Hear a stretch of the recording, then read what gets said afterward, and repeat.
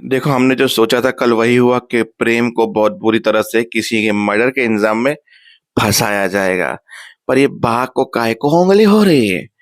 Episode के and में police आती है प्रेम को गिरफ्तार करने के लिए और उसके माँ बाप आते हैं जिसका बच्चा मर चुका है। बोला आपके बेटे ने हमारे बेटे को मार दिया। तो प्रेम को पुलिस गिरफ्तार करके ले जाती है। दूसरी बात, बा और अनुपमा बोलती है कि इस शर्ट पे खून लगा हुआ है, मतलब इसका मतलब कुछ है। तो इस शर्ट से हम पता लगा सकते हैं कि असली कातिल कौन है। तो शर्ट लेके वो पुलिस के पास जाते हैं ताकि वो लड़के का ही खून है या किसी और का है वो पता लग सके। तो बा उस शर्ट को उठाती है, कोई जरूरत नहीं है, और डस्टबिन में डाल के उसको आग लगा देती है। अबे दिमाग है कि बे चाहिए बा अपना वसुंधरा। और मोहित पीछे से ये सीन देख रहा होता है। अब देखो, अनुपमा की नजर है थोड़ी शार्प जरूर है, पहचान लेती है इंसान को। मोहित को उसने पहचान लिया। चलो मुद्दे की बात करते हो। कहानी में अनुपमा और राई का मिलन था। राई जैसे वहां से जा रही थी तो थोड़ा सा गिर गई। गिरते ही मंगलसूत्र चूर चूर हो गया। चूर चूर होने के बाद राही घबरा गई। तो अनुपमा को बोला प्रेम को फोन लगाओ, मुझे दिक्कत हो रही है। प्रेम को लगाओ फोन जल्दी से। प्रेम को लगाया, पहले नहीं उठाया, दोबारा लगाया, नहीं उठाया, तीसरी फोन में मोहित ने उठाया, बोला ड्राइविंग कर रहे हैं, हम 15 मिनट में घर पहुंच रहे हैं। तो राही ने मंगलसूत्र उठाया, बोला कुछ नहीं हुआ, वापस से बन जाएगा, ये एक एक्सीडेंट था और कुछ भी नहीं है। राई घर को चली जाती है जहां बा उसे डांट देती है। क्यों डांटती है? बा पहले ही परेशान थी, उसका बीपी बढ़ चुका था और दवाई खाने के बाद भी बीपी कम नहीं हो रहा था क्योंकि बा के दिमाग में राघव की चिंता है। राघव जेल से बाहर आ चुका है, बहुओं ने आंदोलन शुरू कर दिया है। अब लगता है कि खत्म हो गए हैं दिन। जहां ख्याति जो है मोहित के कमरे में जाके जासूसी करती है कि उसने वो जो एलर्जी वाली बात बोली सेम ये किसी न किसी इरादे से आया है। कौन से इरादे से आया है मुझे सब वही जानना है। तो उसका रूम चेक करने के बाद उसे कुछ मिलता नहीं है और ख्याति चली जाती है पानी लेके बा के कमरे में, जहां बा का बीपी देखकर ख्याति घबरा जाती है और पराग बोलता है इस उम्र में बीपी फ्लक्चुएट होता रहता है, तुम चिंता मत करो। फिर इतने में राही जब बाहर आती है तो बा उसे डांट देती है, लापरवाह कैसे हो सकती हो, ये वो मंगलसूत्र पहले ही हम बेचैन है, चिंता कर रहे हैं, ऊपर से तूने मंगलसूत्र तोड़ के एक और अपशकुन की निशानी हमको दे दी, हम कहाँ जाए जाए तो कर कैसे टेंशन ना ले पराग तुम बताओ। बोला बा अनिल फोन करो कारीगर को, अब भी कभी ये मंगलसूत्र बनवाओ, जल्दी करो, बुलाओ प्रार्थना को नीचे, मुझे आरती करनी है श्रीनाथ जी की और मंदिर बंद करना है। तो गौतम ने बोला प्रार्थना को पेट में दर्द था, पेन किलर लेकर सो गई है वो, मतलब उसे बहुत मार पड़ी है। जो अंदर कमरे में रो रही थी, बा ने जब आरती शुरू की बोला रक्षा करो श्रीनाथ।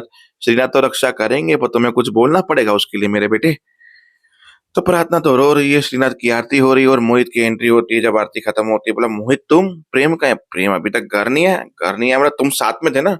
हाँ साथ में थे, मेरे दोस्त का फोन आया था, मैं घर देखने के लिए चला गया, अब कब तक इस घर में रहूंगा मैं? तो प्रेम ने बोला मैं चला जाऊंगा, राही मेरा इंतजार कर रही है, तुम निकलो बोले। तो मैं निकल गया प्रेम को छोड़ के। तो प्रेम अभी तक क्यों नहीं आया मुझे नहीं पता। अब यहाँ पे हो गई मुसीबत शुरू, राही घबरा गई।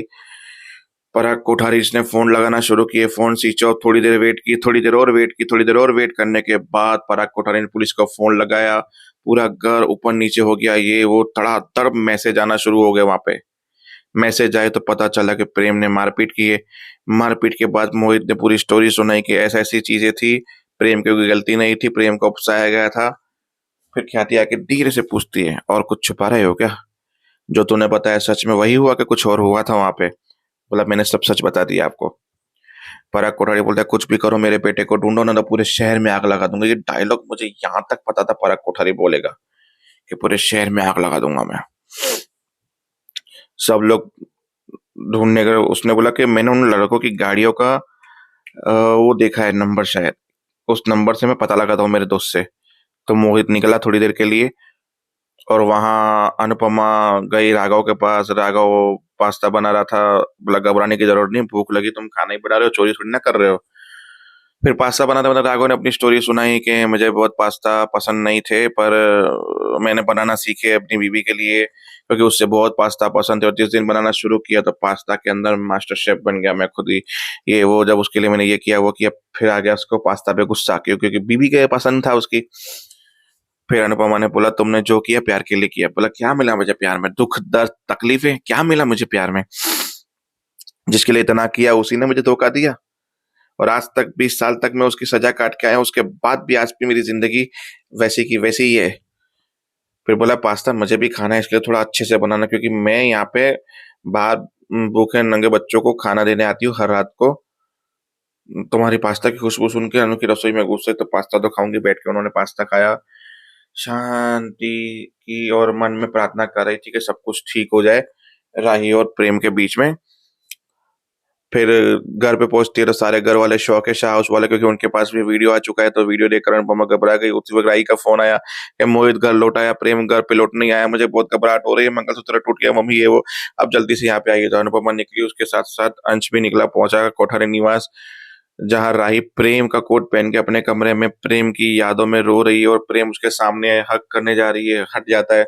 मतलब बहुत इमोशनल सीन थे। फिर अनुपमा आई, अनुपमा ने राही को गले लगाया। बाप पूजा पाठ में बिजी है क्योंकि उसे घबराहट हो रही है, चिंता हो रही है।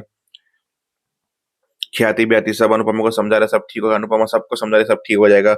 इतने में मोहित दत्ता बोला ये नंबर मिल गया, ये नंबर लगाओ। फिर इतने में गौतम साइड पे ले जाते, बोला इतनी जल्दी तो पुलिस भी पता नहीं लगा पाती जितनी जल्दी तुम लगा पा रहे हो। बोला मैं नहीं, मेरे दोस्त ने पता लगाया।